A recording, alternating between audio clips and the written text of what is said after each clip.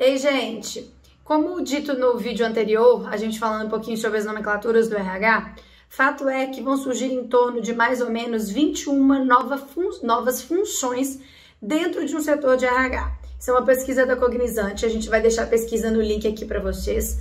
Mas todas essas funções vão ser muito baseadas na parte de dados, na parte de inteligência artificial, na parte de tecnologia, né, como um todo, e também tudo que essa Covid, toda essa pandemia está trazendo de discussões e de certos problemas e dores que as empresas têm passado quando se diz de gestão de pessoas e que precisam ser criadas funções para dar conta disso tudo. São mais ou menos 21, mas eu escolhi aqui as que para mim achei as mais interessantes, as que mais fazem sentido nesse próximo passo que a gente está dando no mundo do RH. Então vou falar delas aqui e vamos deixar aí também o link para vocês conhecerem todas as outras, tá? Bom, a primeira vaga, né? A primeira função vai ser Head of Business Behavior.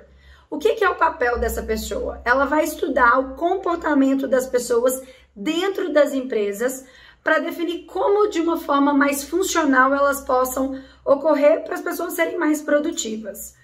Já existe isso? Já, mas normalmente a gente estuda isso no recrutamento. A gente entrega para o cliente o que é o que são os estilos de comportamento daquele candidato. Mas essa pessoa ela vai estar dentro da empresa, trabalhando isso o tempo todo. A cada novo negócio, a cada novo projeto, como essas pessoas se comportam, como têm sido os comportamentos e como congregar tudo isso para que isso não seja um problema e, na verdade, isso seja um aumento de produtividade quando eu olho todo mundo se comportando e ajusto tudo isso no mesmo projeto ou para o mesmo propósito. Uma outra é chamada de Strategic HR Business, né? HR do Human Resources aí.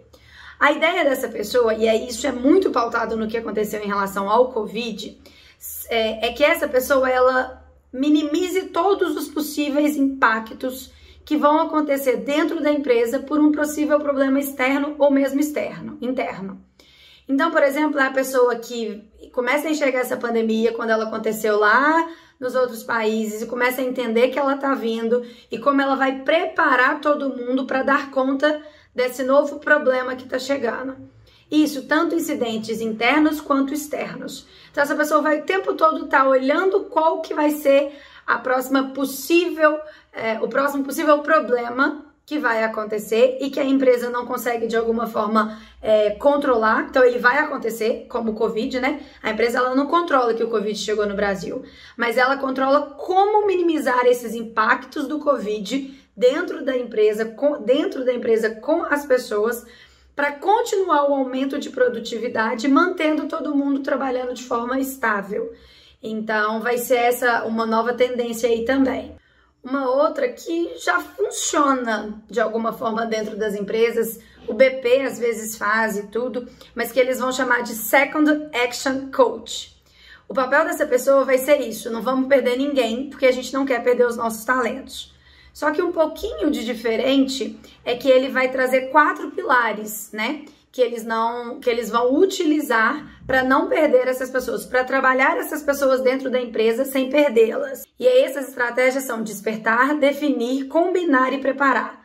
Então você vai trabalhar isso junto com o colaborador, o profissional. É despertar nele os caminhos que ele tem para fazer, os caminhos que são possíveis, é definir qual caminho vai ser, né, para onde realmente ele vai dentro da empresa, é combinar como isso vai acontecer, de que forma, em qual tempo, qual o processo que ele precisa e depois acompanhar para que isso aconteça.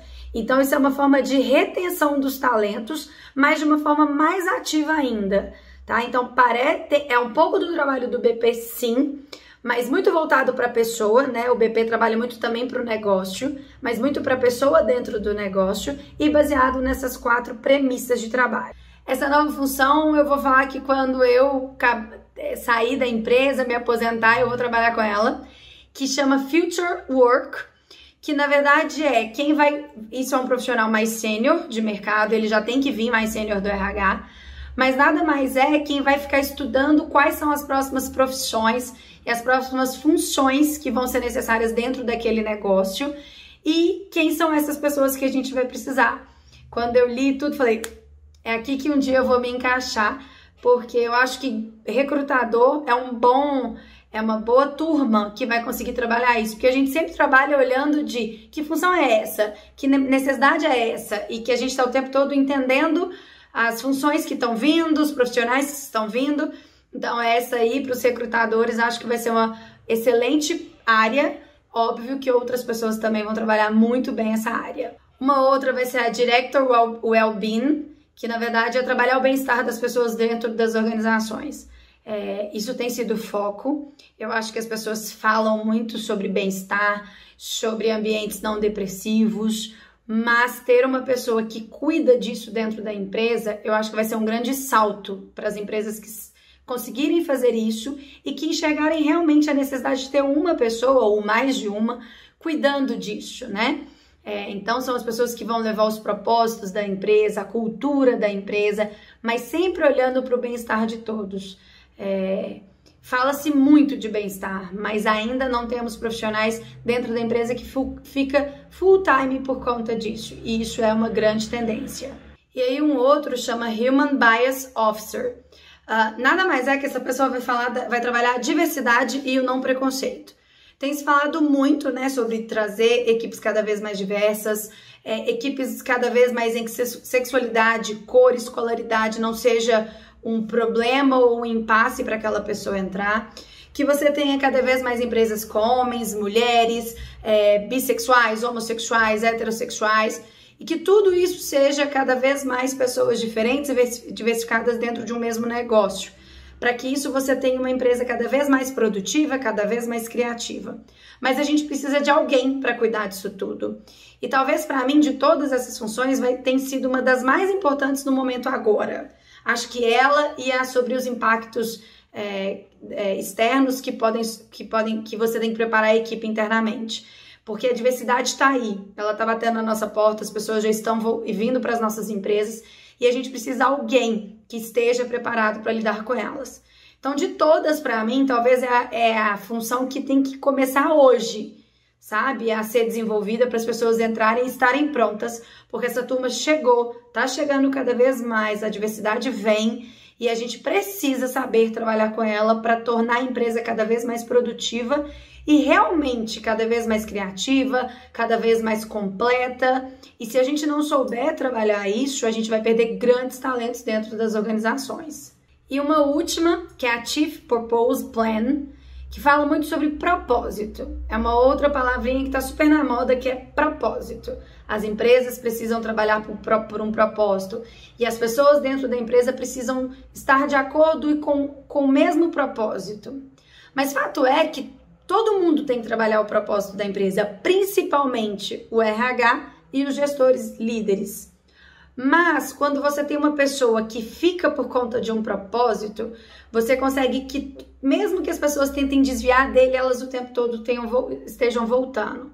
Então, para mim, é alguém que cuida da cultura da empresa, de onde a gente tá, para onde a gente quer ir, por que a gente quer ir, como nós estamos decidindo ir em matéria de cultura e valores. Tem gente que já faz isso hoje? Tem. Mas a pessoa, normalmente, ela faz isso e mais um tanto de coisa dentro do RH. A gente está falando aqui de uma pessoa que vai ficar por conta disso. Mas é um trabalho ainda muito difícil de você definir funções. O que essa pessoa tem que fazer o dia todo para ela viver disso. Isso é super interessante da gente pensar. Confesso que eu também não sei. Mas quais funções, o dia a dia de uma pessoa que vai ficar exclusiva para trabalhar isso, o propósito da empresa. Bom, tem muita coisa.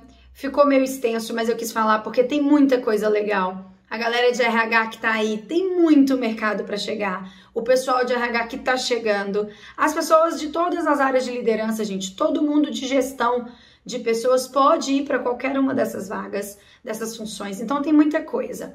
Fato é, se o RH antes não era estratégico, ele agora está sendo mais estratégico e os próximos passos o L estratégico, ele realmente vai morrer dentro das empresas. Então, tem aí algumas boas funções. Achei bem legal, confesso, tudo que a gente estudou. Acho que tem muita coisa ainda para